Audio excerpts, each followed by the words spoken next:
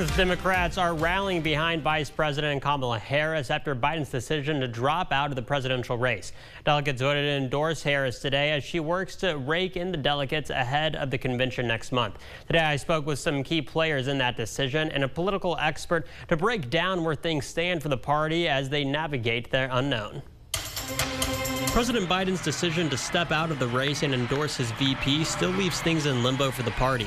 Political science professor Bill Fyander says you need to watch where the money goes. We assume that his endorsement of Harris will release not just delegates, but also donors that will fill the need for a new campaign with Harris. Harris now launching her campaign to win over delegates across the U.S. Kansas Democrats already pledging their support. I think they believe she's the one for the job. Otherwise, you'd see a bunch of chaos.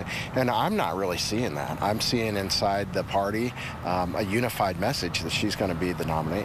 Right now, there are nearly 4,000 pledged delegates to the Democratic National Convention. Harris needs 1,976 of them to vote for her to get onto the ticket. I think there's a silver lining by the Democrats and the president's team moving the debate up as early as they did. If they would have waited normally to have that debate after the conventions, it would have been much, much too late to begin fundraising and switching campaign staffs. They would have got a really late start. Keep in mind, Biden's decision to endorse Harris is not a binding one. Delegates released by the president will be able to vote for any candidate they choose. A majority of the delegates will need to support one candidate on the first vote, and if that doesn't happen, a second round of voting would occur, with superdelegates who aren't pledged to any candidate also becoming involved in the process at that time.